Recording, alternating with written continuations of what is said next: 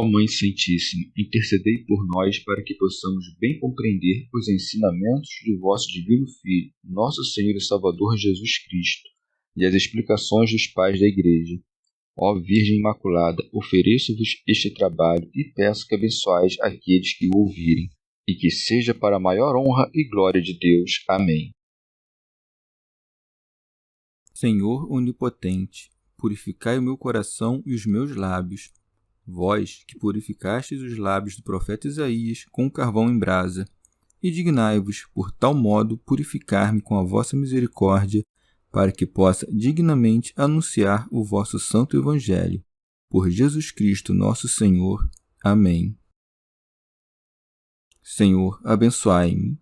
Que o Senhor resida no meu coração e nos meus lábios, para que anuncie digna e convenientemente o seu Evangelho. Amém.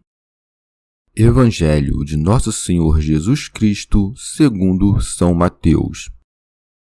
Os missionários serão perseguidos e falar abertamente e sem medo. Jesus enviou esses 12 com estas recomendações.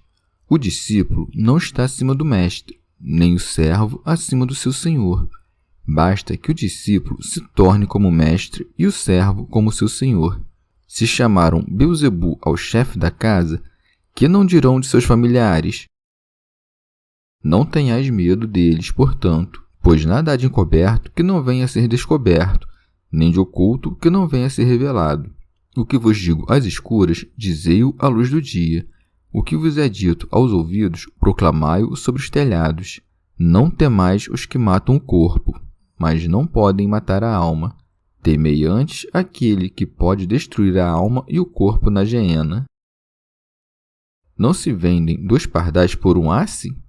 E, no entanto, nenhum deles cai em terra sem o consentimento do vosso Pai. Quanto a vós, até mesmo os vossos cabelos foram todos contados. Não tenhais medo, pois valeis mais do que pardais. Todo aquele, portanto, que me confessar diante dos homens, também eu o confessarei diante de meu Pai que está nos céus. Aquele, porém, que me renegar diante dos homens, também o renegarei diante de meu Pai que está nos céus. Comentários dos Pais da Igreja. São João Crisóstomo. Como com as perseguições previstas, os discípulos deveriam sofrer difamações da má opinião, o que lhes parecia muito pesado, consola-os com seu próprio exemplo, lembrando-lhes as coisas que diziam dele, pois não poderiam ter maior consolação que essa. Santo Hilário de Poitiers. Porque o Senhor é a luz eterna, chefe dos crentes e Pai da imortalidade.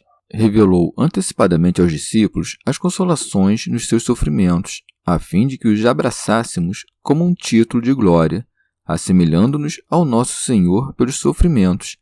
Por isso, diz que o discípulo não está acima do mestre, nem o servo acima do Senhor. São João Crisóstomo. Devemos entender essas palavras assim: enquanto for discípulo e servo, não é maior que o mestre e o Senhor quanto à natureza da honra.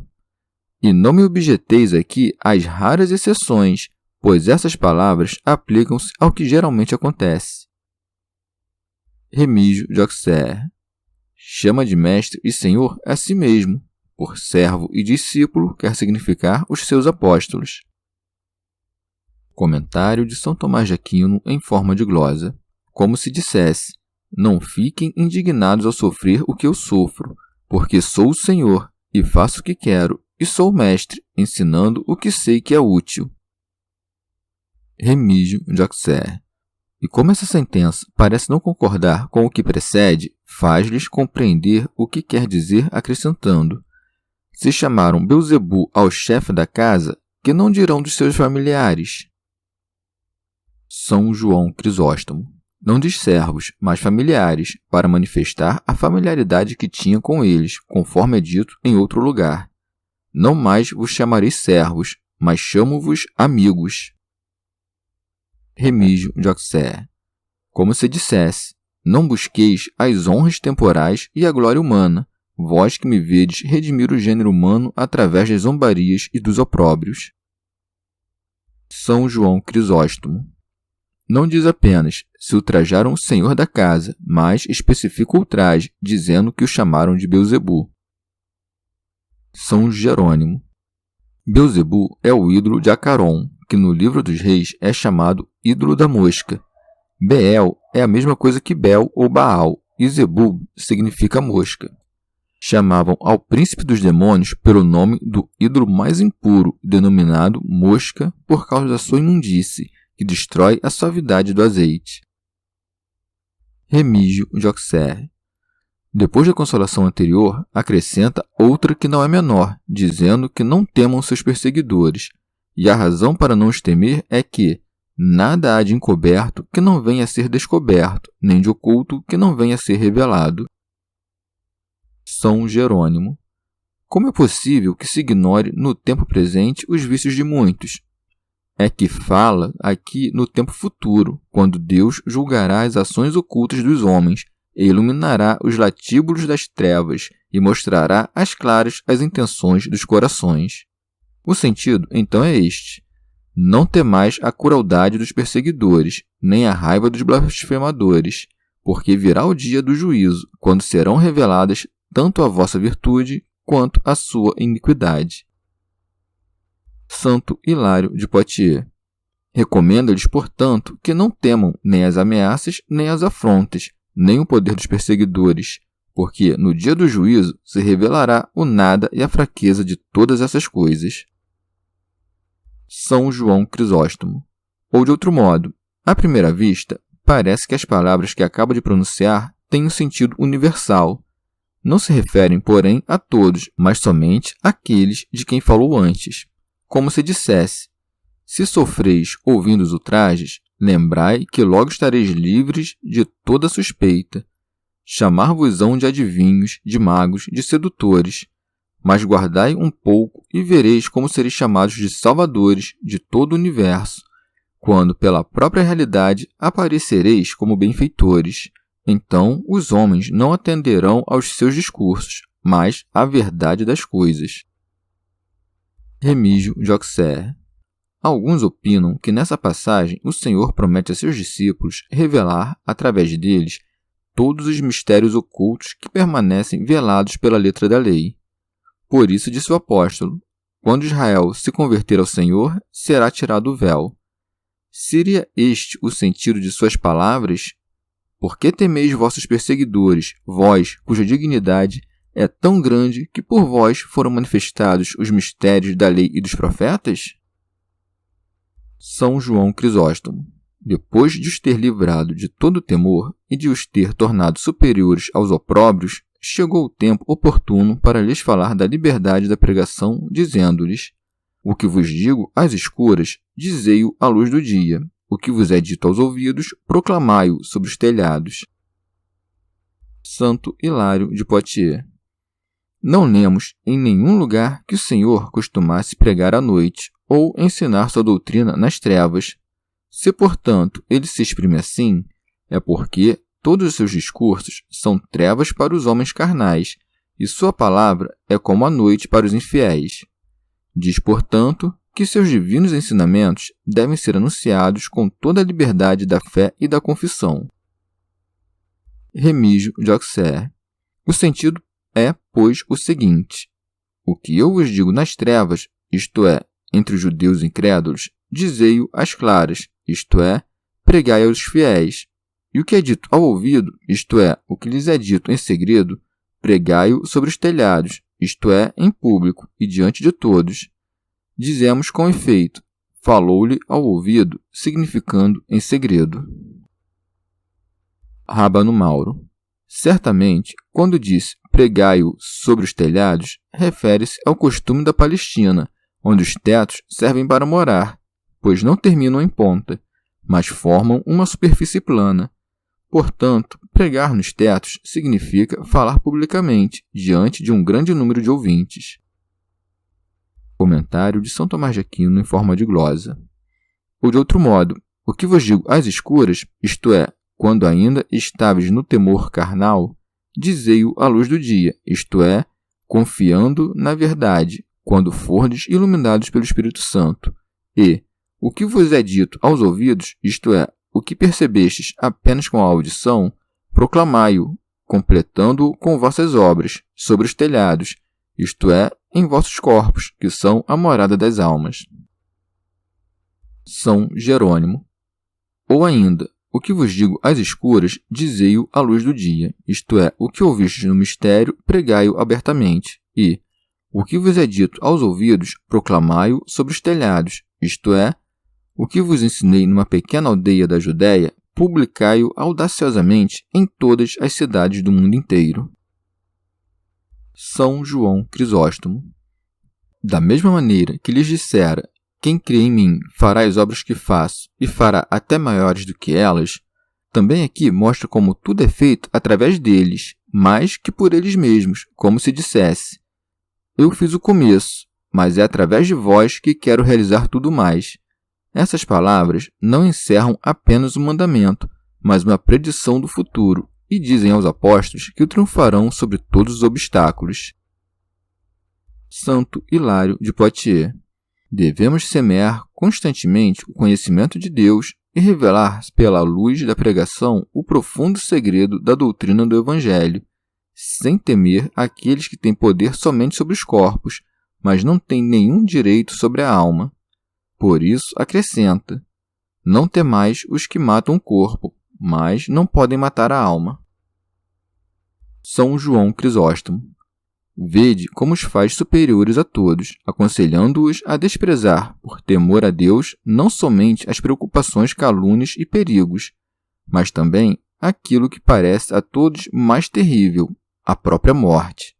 Por isso acrescenta: temei antes aquele que pode destruir a alma e o corpo na geena.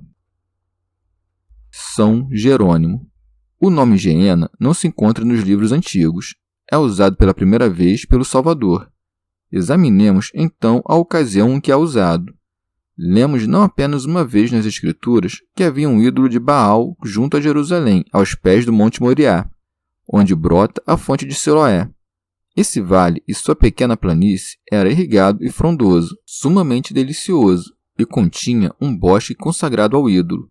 O povo de Israel chegou a tal demência que abandonou os templos vizinhos e ali imolava vítimas de sacrifício, esquecendo, no meio de suas delícias, os rigores da religião e queimando seus filhos diante dos demônios. E esse lugar era chamado Geanom, ou Vale dos Filhos de Enom. Esse nome é muitas vezes repetido nos livros dos reis, nas crônicas e em Jeremias. E Deus ameaça seu povo de encher esse lugar de cadáveres, de modo que não mais seria chamado Tofé e Baal, mas Poliandron, isto é, túmulo dos mortos. Portanto, os suplícios futuros e as penas perpétuas que sofrerão os pecadores são designados pelo nome deste local. Santo Agostinho. Esses suplícios não começarão antes que a alma esteja unida ao corpo por uma união indissolúvel. Entretanto, esse estado é justamente chamado de morte da alma, porque então ela não viverá mais da vida de Deus, e morte do corpo, porque, sob o golpe dessa eterna danação, embora o homem conserve o sentimento, este não é mais suave na vontade, nem salutar no repouso, mas um princípio de dor e de pena. Esse estado merece, pois, ser chamado mais de um estado de morte que de um estado de vida. São João Crisóstomo. Observai também que não promete livrá-los da morte, mas aconselha que a desprezem, o que é muito mais que ser livrado dela, e que nesse mesmo discurso insinua-lhes o dogma da imortalidade. Depois de tirar de suas almas o medo da morte, a fim de que os apóstolos não pensassem que, se fossem mortos, seriam abandonados por Deus, retoma seu discurso sobre a providência de Deus e diz-lhes: não se vendem 2 pardais por um asse?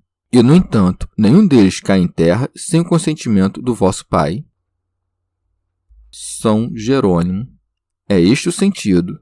Se os pequenos animais não perecem sem a permissão de Deus, se sua providência se estende a todas as criaturas, e se aquelas que estão sujeitas à morte não podem perecer sem a vontade de Deus, vós, cujo destino é eterno, não deveis temer que a providência vos possa abandonar durante esta vida. Santo Hilário de Poitiers. Em sentido místico, o que é vendido é o corpo e a alma, e aquele a quem são vendidos é o pecado. Aqueles que vendem os 2 pássaros por um asse são os que, nascido para alçar voo e elevar-se até ao céu com as penas espirituais, vendem-se por um miserável pecado. Mas, capturados pelo preço das volúpias do presente e expostos à venda para o luxo desta vida, corrompem-se inteiramente com tais ações. Ora, a vontade de Deus é que um deles eleve-se pelo voo acima do outro. Mas uma lei que tem igualmente a Deus por autor decreta que a outra tenda mais a cair que a se elevar. Se as 2 alçassem voo juntas, seriam como uma só, e o corpo teria assim se tornado espiritual. Assim também, se as 2 são vendidas ao pecado, a alma contrai o modo de ser terreno da sujeira dos vícios, e os 2 tornam-se apenas um, que é abandonado à terra. São Jerônimo. As palavras, até mesmo os vossos cabelos foram todos contados, mostram a imensa providência de Deus em relação aos homens e são uma prova desse efeto inefável do nosso Deus para quem nada há de oculto. Santo Hilário de Poitiers. A ação de contar indica a diligência que se tem em relação a algo. São João Crisóstomo. Disse isso não porque Deus conta nossos cabelos, mas para expressar seu conhecimento diligente e a extensão de sua providência sobre todas as coisas. São Jerônimo. Aqueles que negam a ressurreição zombam da interpretação que lhe dá a Igreja, como se disséssemos que todos os cabelos estão contados e que todos que tivessem sido cortados deveriam ressuscitar. Mas o Salvador não disse: os vossos cabelos serão salvos, mas estão contados. A referência ao número expressa o seu conhecimento por Deus, não a sua conservação. Santo Agostinho. Pode-se também perguntar: todos os cabelos que foram cortados voltarão ao seu dono? Se eles fossem restituídos, quem não se horrorizaria com tal deformidade? Mas, desde que compreendamos e admitamos, em princípio, que o corpo não perde nada daquilo que lhe pode dar graça e beleza, compreenderemos igualmente que aquilo que naturalmente produziria uma odiosa deformidade virá unir-se à massa do corpo e não aos membros, cuja forma seria assim desfigurada. Da mesma forma, se um vaso de barro é reduzido a pó e depois refeito com a mesma matéria, não é necessário que a parte de argila que formava a asa esteja agora na mesma asa, ou a que formava o fundo esteja agora no mesmo lugar. Basta somente que tudo volte a compor o todo, ou seja, que a totalidade da matéria esteja na totalidade do vaso, e que assim nenhuma parte dela se tenha perdido. Se, portanto, os cabelos cortados tantas vezes viessem a tornar a cabeça disforme, não voltariam a ela, pois, graças à mutabilidade natural da matéria, tomariam a forma de carne para ocupar qualquer outro lugar do corpo, de acordo com a harmonia das partes que o compõem. Aliás, poderemos interpretar essas palavras: não perecerá um fio de cabelo de vossa cabeça, não quanto ao seu comprimento, mas ao seu número, como parecem indicar as palavras: até mesmo os vossos cabelos foram todos contados. Santo Hilário de Poitiers. Com efeito, não seria digno de Deus contar aquilo que deve perecer. Mas, para que saibamos que nada do que compõe nosso ser deve perecer, assegura-nos que nossos próprios cabelos estão contados. Não devemos, portanto, temer nenhum perigo para nossos corpos, e por isso acrescenta: não tenhais medo, pois valeis mais do que pardais. São Jerônimo. Essas palavras tornam mais claro o sentido do que é dito logo acima, ou seja, que não devemos temer aqueles que só podem matar o corpo, pois, se os menores animais não podem perecer sem que Deus o saiba, quanto mais o homem que Deus tenha revestido com a dignidade apostólica. Santo Hilário de Poitiers. Ou então, quando diz que eles valem mais do que muitos pássaros, declara que prefere os fiéis que escolheu à multidão dos infiéis, pois o fim para estes é a terra, enquanto para aqueles é o voo para os céus. Remígio de Auxerre. Em sentido místico, Cristo é a cabeça, os apóstolos são os cabelos. Por isso diz de modo belo que estes estão contados, pois os nomes dos santos estão escritos nos céus. São João Crisóstomo. O Senhor, tendo expulsado o temor que perturbava a alma dos discípulos, dá-lhes nova força pelas palavras seguintes, não apenas expulsando seu temor, mas estimulando-os pela esperança de prêmios maiores por propagarem livremente a verdade, dizendo: todo aquele, portanto, que me confessar diante dos homens, também eu o confessarei diante de meu Pai que está nos céus. Notai com atenção que não diz propriamente aquele que me confessar, mas, como está no texto grego, aquele que confessar em mim, mostrando-te assim que não é por virtude própria, mas auxiliado pela graça que vem do alto, que se confessa aquele que é confessado. Santo Hilário de Poitiers. Esta é a conclusão do que precede, pois, uma vez fortalecidos por uma tal doutrina, é oportuno ter a constância de confessar livremente a Deus. Remígio de Auxerre. Deve-se compreender essa confissão como aquela de que fala o apóstolo. Com o coração se crê para alcançar a justiça, mas com a boca se faz a confissão para conseguir a salvação. Assim, não penseis que podeis ser salvos sem a confissão da boca, pois diz não somente o que me confessar, mas acrescenta diante dos homens, e ainda, aquele, porém, que me renegar diante dos homens, também o renegarei diante de meu Pai que está nos céus. Santo Hilário de Poitiers. Nessas palavras, declara que dará diante de seu Pai o mesmo testemunho que lhe dermos diante dos homens. São João Crisóstomo.